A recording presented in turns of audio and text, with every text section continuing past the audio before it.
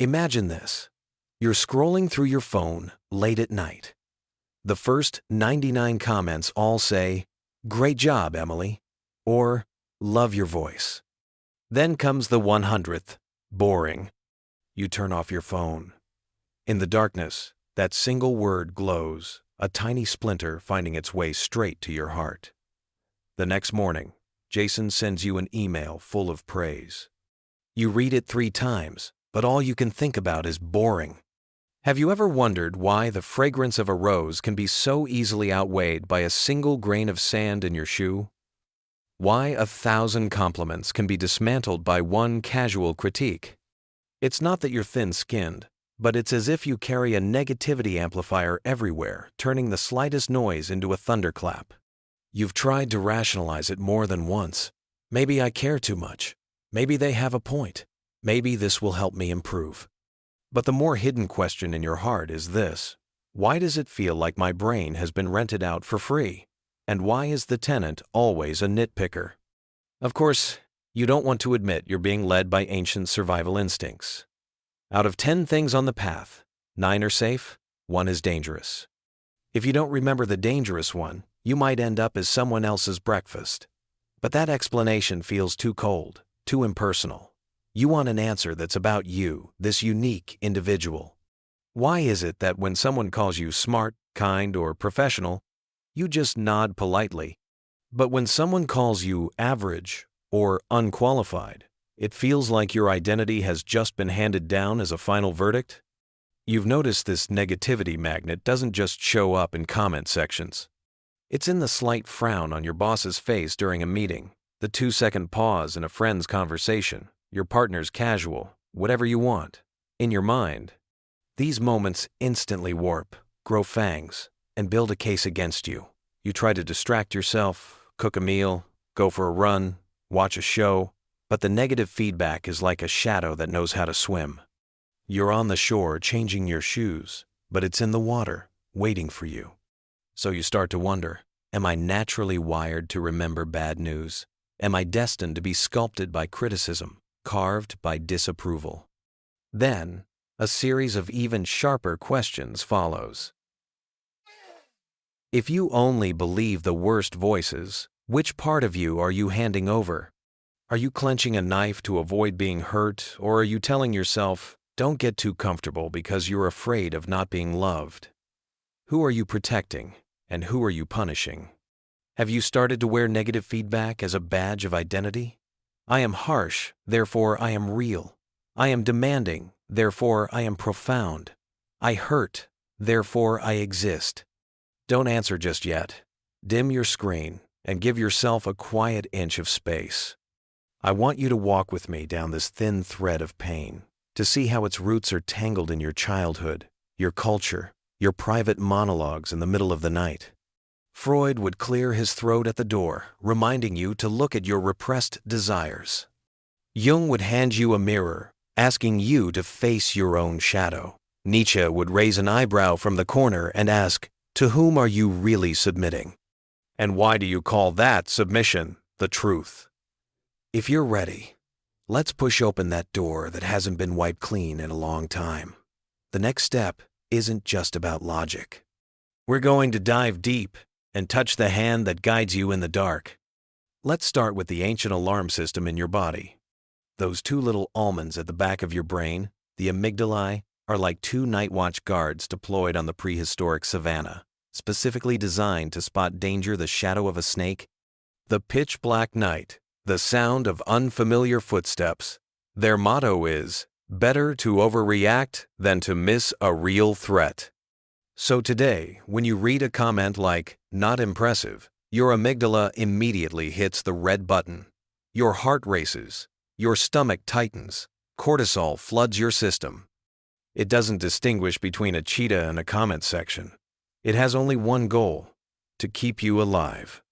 The problem is, when a life-saving alarm is on standby 24/7, it trains you to become a collector of bad news. Freud would slowly push the door open and give you a knowing smile. Hear that? He'd say. That nitpicking voice sounds a lot like the superego auditing your moral accounts.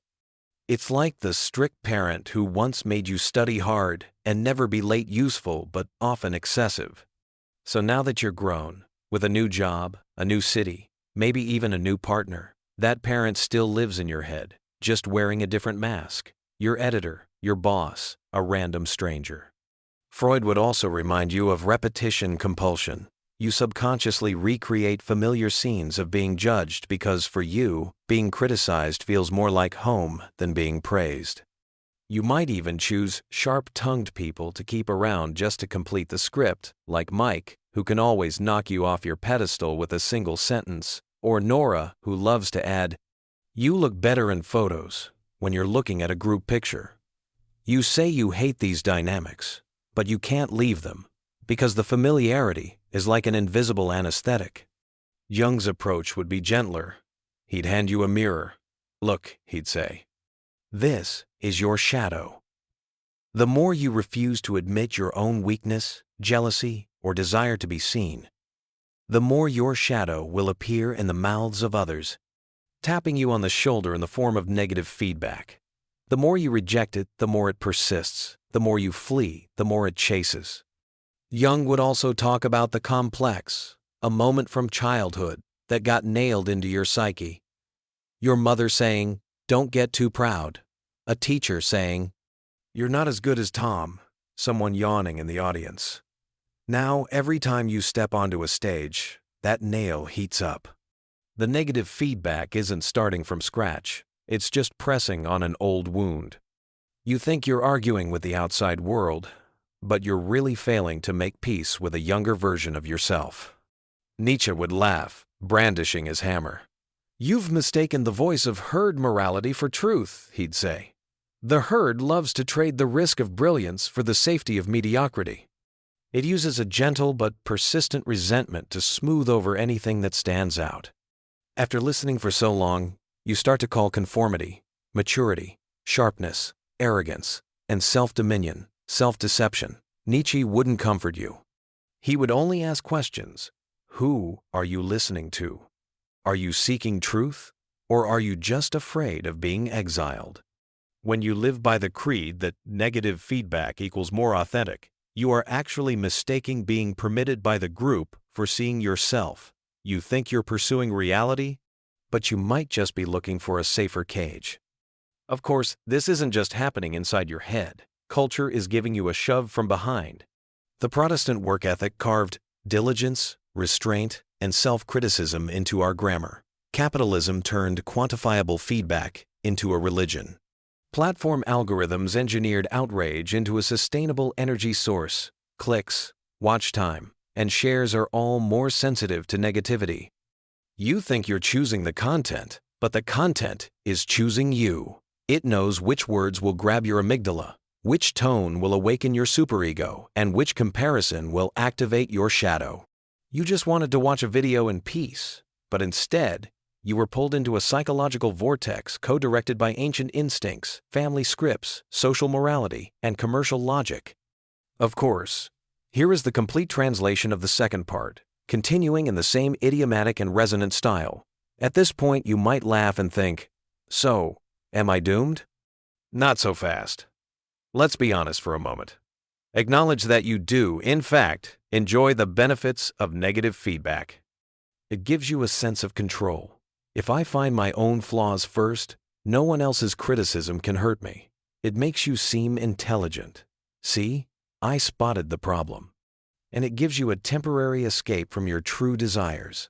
As long as I'm busy being dissatisfied with myself, I don't actually have to take the risk. I don't have to truly love. And I don't have to submit that piece of work. Negative feedback is like a hard-shelled coat. It's thick, heavy, but it feels safe. You wear it for so long you forget that your skin needs to breathe. Let's ask a deeper question. Why are you willing to surrender your entire being to the worst-case scenario? Because bad has a cohesive power. Fear unites strangers faster than joy. Criticism builds a common language more quickly than praise. You think you're just seeking the truth, but in reality, you're seeking belonging. When the little kid inside you who wants to be seen has been neglected for too long, they will settle for an hour of companionship forged by Let's complain about something together. Do you see? This isn't a simple case of you being too sensitive. It's four powerful forces twisted into a rope inside you. The amygdala's ancient alarm, the superego's harsh ledger, the shadow's repressed desires, and the herd's pressure to conform. They amplify each other, like four musicians in a dark room turning their volume to the max. You say you want positive energy, but when you turn around, the thunderous organ of negativity has already filled the room. Don't lose heart. The real danger isn't that you have these mechanisms, but that you don't know how they quietly seize power in the moments you say, "I'm just being realistic." Once you can see this power structure, you are no longer just being dragged along. The next step is to see how this negativity machine has been telltale altering the course of your life, your company, and your timeline. What you thought was honesty might be self-limitation. What you perceived as objectivity might be a fear of love. We need to turn up the lights and see who is truly paying the spears. Invisible price. Are you ready? We are now entering the room of consequences. When negative bias takes up residence inside you, it isn't loud, it's quiet, patient, and terrifyingly efficient. It starts by encroaching on your day. You plan to go for a run, but your mind replays last night's bad review. Cortisol levels rise slightly. You scroll through your phone instead. In the afternoon, you're about to present a proposal, but you see a colleague's frown, which your brain interprets as rejection. Your working memory gets hijacked, and you delete the 3 boldest slides. You come home, and your partner says, "You look tired." You hear, "You've been failing lately." You retreat into silence.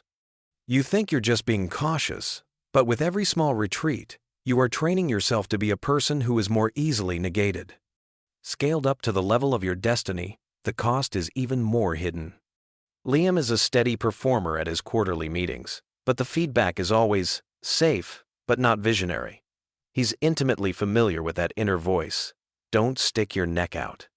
So year after year, he makes steady progress and year after year misses out on key leadership roles. What the company quietly loses is someone who could have redefined their product line. What Liam loses is his courage muscle, which atrophies from disuse. A negativity bias makes an organization like a book of matches left out in the rain, damp. It can still light, but it can never again produce a strong flame. In intimate relationships, the consequence is more like a chronic tax. When Emma hears her boyfriend say, "You've been busy lately," her internal translator says, "You're not being a good partner." She immediately goes into self-protection mode, sharing less, acting distant, and launching a preemptive cold shoulder. An invisible winter wind now flows between them, and misunderstandings fall like a constant fine snow. When the conflict finally erupts, you'll hear that familiar conclusion. "See? I knew this would happen." Yes, you knew, because you pushed it there yourself. Negative feedback doesn't just change how you feel, it changes how you act. And your actions, in turn, prove your prophecy right. In the world of algorithms, this consequence is engineered. Platforms know that outrage and fear maximize engagement time, so they feed you more of the same. The media knows that if it bleeds, it leads, so it amplifies risk.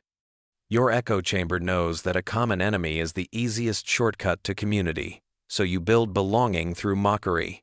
The deeper you immerse yourself, the more you feel the world is getting worse. And on your timeline, it is getting worse because it has been personally customized for your amygdala. You think you're staying informed, but you're actually being passively provoked. Over time, the cultural script that cynicism equals intelligence becomes a badge you wear with pride. On a physical level, your body quietly keeps a running tab. Frequent stress makes deep sleep shallower. Your gastrointestinal tract is in a constant state of contraction. Your attention scatters like a herd of sheep. Under chronic stress, the hippocampus becomes less efficient. It struggles to encode good memories, while bad ones gain even stronger traction. So, the more you try to fight back with logic, the more you find that your logic itself is running out of power. You start needing stronger external stimuli, harsher self-deprecation, More biting commentary just to confirm that you're not numb, when in reality, you're just using pain to prove you exist. Then there's money and choice. Negativity bias makes you feel the pain of a financial loss intensely, while a gain feels merely expected. In your career, you focus only on rejections and never submit the application. In your creative work, you see only the flaws and never publish. You say, "I'm just being prudent," but you're actually charging an exorbitant risk tax on a potentially abundant future, discounting it into a conservative present. Even more insidiously, you start to adopt negation as an aesthetic.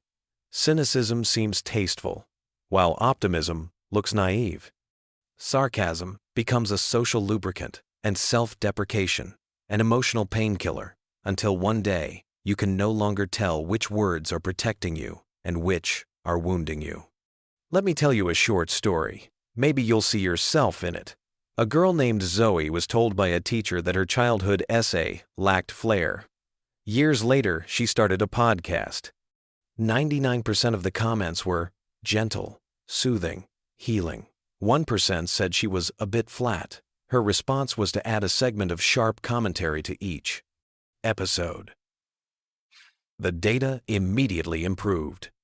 So she gradually shifted the show's core from comfort to witty irony. A year later, her voice was still beautiful, but she no longer dared to sing a complete, slow song.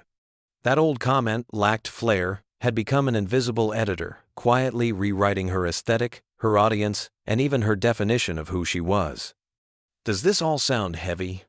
I know. But please believe, this isn't an accusation, it's a recognition.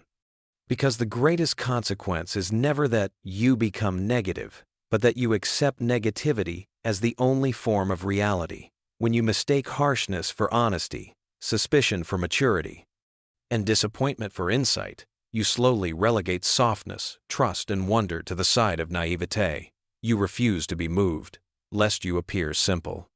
You refuse to be liked, lest you expose your need. You lock yourself in a room that feels safe, with a sign on the door that reads, "Sober Realism," when it should read, "Isolation." Now that we're here, don't rush to find a solution. First, just hold this map in your mind. The personal alarm system, the old family narrative, the culture's group script, and commerce's algorithmic logic. See how they layer by layer brought you to this moment. Because what comes next isn't about applying a coat of positive thinking paint. It's about a genuine rebellion, cutting a few ancient wires and building some new circuits for yourself. In the next section, we'll start right there, not with looking on the bright side, but with installing a new internal operating system. Let's be blunt. This rebellion isn't about cheering up, it's about reclaiming sovereignty. Your job isn't to whitewash negative feedback, but to replace the circuitry that gives it power. There are only a few steps, but each one is sharp. Step 1. Name the shadow. When the negative voice starts talking, don't argue with it. Instead, like a court reporter, simply take note. This is the superego prosecutor speaking. Or, this is the herd permit officer checking my credentials. The moment you name it, it's demoted from truth to a role. As Jung would say, a shadow that is seen loses half its power. In practice, pin it down with 3 questions. Is this a fact or an interpretation? Is there 100% evidence for this? Even if it were true, what is the smallest effective action I could take? You'll be amazed how many heavily charged statements are backed by the lightest of evidence. Step 2. Live anti-algorithmically. Put your nervous system on a 1-week negativity fast. Unfollow accounts that make you feel angry but powerless. Delete apps that turn people into spectators at a Roman circus. Escort your phone out of your bedroom and replace it with a paper book and a simple alarm clock. A woman named Maya tried this for 7 days. Her podcast downloads didn't drop, but she did write 3 of the slow songs she had abandoned for her sharp strategy. Remember, your attention is your currency. Stop making regular deposits to your outrage fund. Step 3. Replace but with and, or, at the same time. Language is a circuit board. When you say, I did a decent job but it wasn't good enough, your brain automatically erases decent job and retains only the deficit. Change but to and or at the same time. I gave a good presentation today, and at the same time. I see 2 points I can improve for next time. Lincoln famously used and instead of but in his wartime diaries. And implies inclusion, not negation. It means you can acknowledge a shortcoming without canceling out your worth. Step 4. Practice micro-exposures.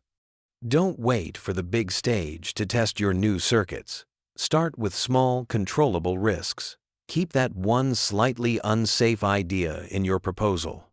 Post a playlist of songs you genuinely love, but fear might be called cheesy. Send that cold call email.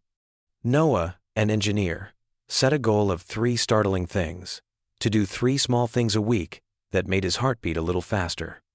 After 3 weeks, he was shocked to find that the real sting wasn't other people's rejection, but his own stinginess with possibility. Step 5. Practice self-compassion, not self-indulgence. Don't misunderstand. Self-compassion isn't whatever. It doesn't matter. It's, I am here with myself in this. When you feel that sting of criticism, offer yourself a piece of evidence-based comfort. This is hard, and I don't have to handle it alone. This is Kristen Neff's work, but you don't need to remember the name. Just the action. Talk to yourself as you would to a good friend. Freud might add, when your inner parent is too harsh, you need to invite an inner guardian to come home. Step 6. A Nietzschean revaluation of values. Smash the old idol that insists negative equals real. Ask yourself a different question. What voice gives me more life? You'll find that truth doesn't have to be bitter, profundity doesn't have to be cold, and being clear-eyed doesn't require mocking everything. Look at the Impressionists who were ridiculed, Beethoven whose late work was called non-music, Monet who was barred from the salons. They didn't use rejection as a roadmap.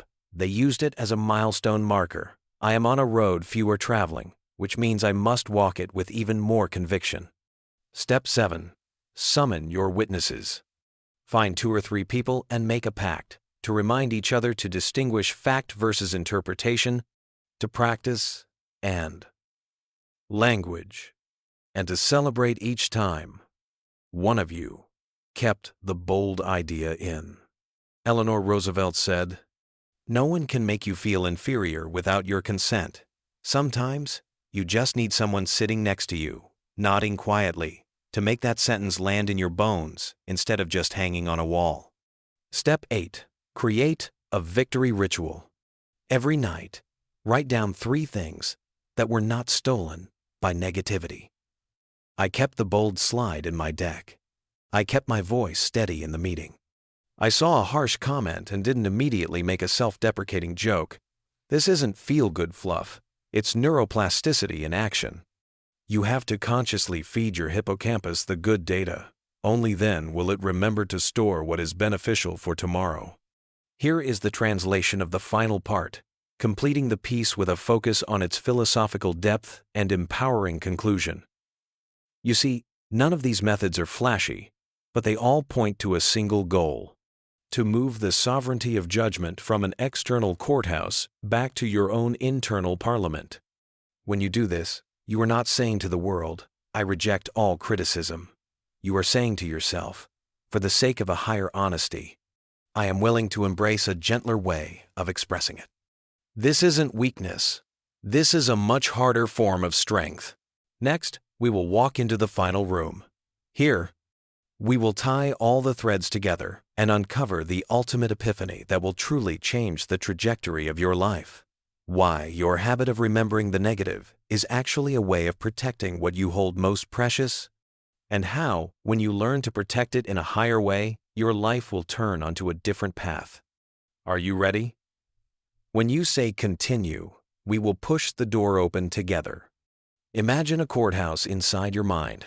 The prosecutor is your superego, the jury is your echo chamber, and the judge is that strict adult from your past. Every piece of negative feedback is swiftly filed as a case, fast-tracked through the system, and judged on the spot. Here is the true turning point. You finally stand up and realize you were never the defendant. You were the architect of the courthouse itself. The reason you remember the negative is not because you are inherently weak, but because of a misplaced loyalty. You have been protecting the most precious thing you have, your deep desire to be seen, in the clumsiest but most forceful way you knew how. When you were young, no one stood guard for you, so you learned to stand guard yourself with a strategy of, be harsh first, be safe later. You don't love bad news. You are terrified of loss. This is the first layer of the epiphany. Negative memory is a function of loyalty, not a defect. Seeing this means you can redirect that loyalty away from fear and toward vitality. Freud would nod. The inner parent is demoted from judge to guardian. Jung would add, when you invite the shadow to the table, it transforms from a saboteur into an advisor. And Nietzsche would laugh from the doorway. Become the legislator of your own soul. Starting today, you decide which words are worthy of permanent file in your mind.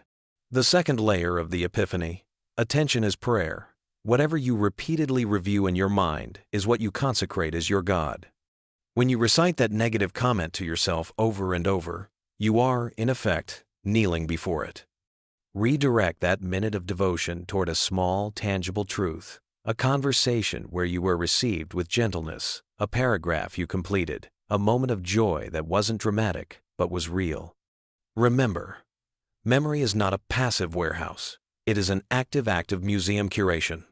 You decide where the spotlights shine, what gets exhibited, what gets archived, and what the little description cards say. Once the power of curation is back in your hands, your life's narrative begins to rewrite itself. The third layer of the epiphany, affirmation, isn't pretending there's no problem. It's placing the problem inside a larger context of love. You no longer use but to erase your own good. You no longer use praise as an anesthetic. You learn Nietzsche's amor fati, to not merely endure your fate, but to love it, to embrace your raw materials and forge them into your own form. You learn Jung's integration, to give your insecurities, jealousies, and greeds a seat where they can be seen so they stop pulling levers in the dark. You learn a Freudian-style gentle boundary. I acknowledge my inner critic, but I retain my right to act. You say to yourself, I am working to become better, and at the same time, I am already worthy of love. The final and most difficult layer, choose new witnesses. You are not meant to live for everyone. Deliver your work to those who can truly see it. Entrust your heart to those who know how to hold it. Dismantle the public courthouse and replace it with an internal parliament composed of diverse voices you trust. The cautious engineer, the bold poet, the quiet night watchman. Together they vote on what is worth remembering today. You will be astonished to find that when you have the right witnesses, the negative voices still appear, but they are like a distant wind. They no longer determine your course. A cinematic ending would happen like this. You push open the heavy doors of the courtroom, and the morning air rushes in. The sentences that once pinned you to the wall become flat in the light. They are still there, but they are no longer monumental. The smell of coffee from the corner cafe, the warmth of the first sunlight on the back of your hand, the small kindness in a stranger's nod, these tiny testimonies begin to be filed away. You look up and suddenly understand. The goal was never to conquer negativity. It was to learn to remember the more worthy truths. Starting today, you return your loyalty to life. You take back your power of curation. You treat the act of what to remember as a daily moral choice. And then, you take a step forward, not because the world has become a gentler place, but because you have finally learned how to organize your world with gentleness. Now, look back at the person you were. Then, look ahead at the person you are becoming. You will know that this, right here, is more than enough to change a life.